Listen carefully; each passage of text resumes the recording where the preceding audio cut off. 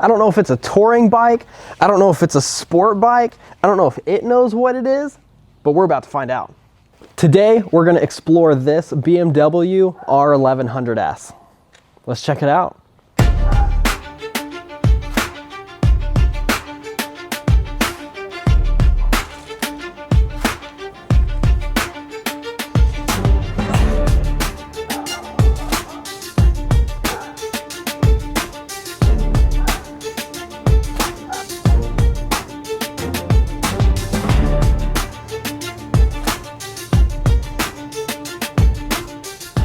Now, talking about the motor, we have a 1085cc parallel twin motor, makes just under 100 horsepower and about 75 foot-pounds of torque. And it does this while weighing in at right around 500 pounds wet. It is a little bit heavier of a bike, but I don't think that's the end of this thing's story. You see, these classic airhead BMWs are known for more than just the weight or the kind of quirky feel that they have. They're super unique in how they put down power. Now, these bikes, as well as some other similar BMWs, are shaft driven.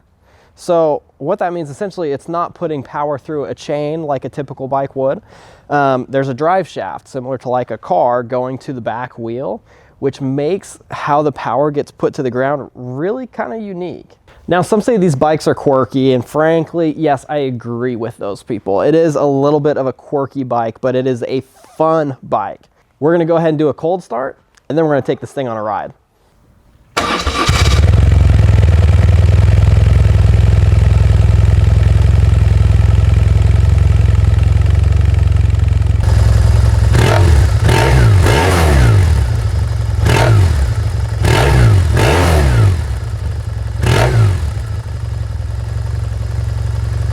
All right, before we go on that ride, everyone, make sure to subscribe. Once I hit 500 subscribers, I'm giving away a Voss helmet of your choice. Yes, that does include the full carbon helmets, shipping included. So make sure to subscribe.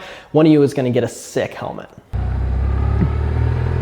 Alrighty, everyone. Well, we are getting out and we're gonna do this ride mic'd up. I'm trying this. This is a little different, but I'm looking forward to trying to do a little bit more of these, just so I can kind of give my feelings and thoughts on the bike actually kind of as I'm riding it versus like after the fact, you know, just kind of be able to give you a little bit of a real-time feel as to what I think. We're just kind of getting warmed up right now. I started it, you know, a little bit ago. But before I really get into it, I'm gonna make sure we kind of get fluids moving and make sure we're all good to go.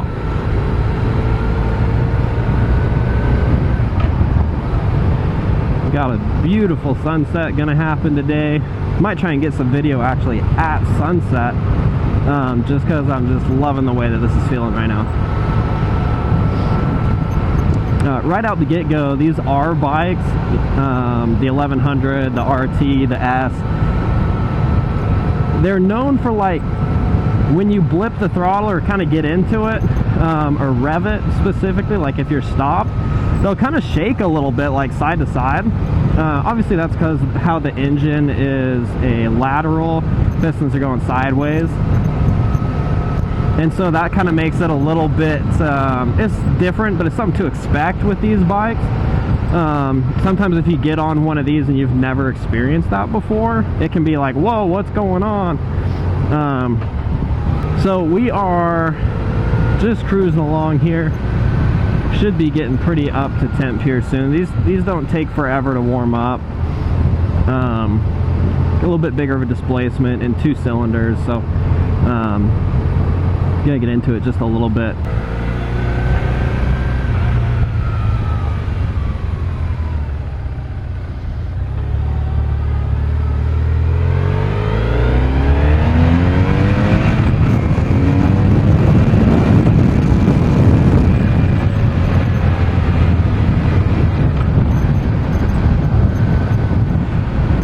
These bikes, they've always felt really interesting to me. Shaft-driven bikes in general, they feel like when you accelerate, it's like they lift straight up.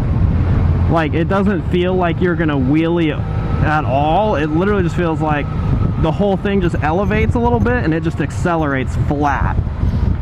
And I'm sure that's something to do, obviously being shaft driven.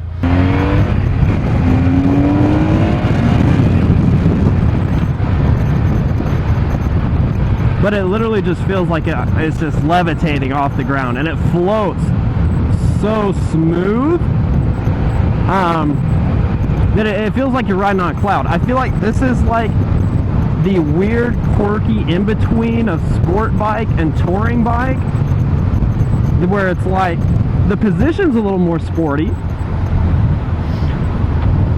you know, and you have a little bit hunch over. It's not crazy, you know, it's not like the Ducati Super Sports or stuff like that. These also do, like, obviously I ride a lot of Ducati, so when I compare it to that, at low RPMs, these things actually are super smooth. So like transitioning into power, it's really, really smooth, which I really like actually, compared to like the Ducati L Twins. At low RPMs, Ducati guys know they kind of hate low RPMs. They kind of chug a little bit, and they really feel alive at, you know, obviously 9,000 RPMs. Whereas this feels really smooth and steady down, you know, all the way down low. It was kind of a trade-off there.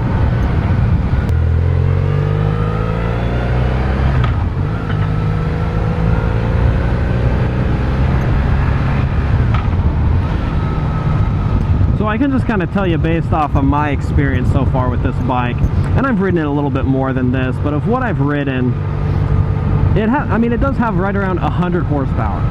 So you do have a pretty decent amount of power. The power band is really, really smooth. And so I could see this, for me, the ideal person for this bike is one that wants something that's sporty enough to be able to cruise some canyons and do stuff like that, but also wants something that's comfortable enough to do maybe some longer road trips. You know, going cross country on this bike is something that I could see myself comfortably doing, and just because of how smooth the suspension is, how smooth the power band is, and like the riding position, everything. It has luggage too, and so really everything about this bike is one that I'm like, man, I could actually like enjoy a road trip with this. This does have cruise control as well. Now, it's not like a factory cruise control thing. It's one of these bar end cruise controls. But that's already on this bike, and I'm like, man, this thing is like set up to do a road trip. And I would do it in a heartbeat on this thing with how smooth and comfortable it is. That's about kind of what I think about this. The suspension is nice and soft. I know I've said that. Definitely, like, it would be very soft for like a track kind of experience, and so maybe it wouldn't be my first choice for a track bike. I do think it would be kind of fun to try out on the track just to kind of see what it would be like. Definitely a little on the heavier side to pull anything on the track. Speaking of the weight, being that it is 500 pounds now, for something that's going to be more cruising, more comfortable, I don't have a problem with it. You can definitely feel there's a little more weight there. I also, my experience, I ride bikes that are like 380 pounds, like 400 pounds. So it's just bigger than what I'm used to. Whew. We're a little hot. Get me a green light so I can get some air blowing in. We're November in Arizona right now, and it's still, I don't know, maybe 85. It was almost 90, and so it's been a little bit warmer these last couple days. I mean, still nothing really to complain about. Getting going here soon.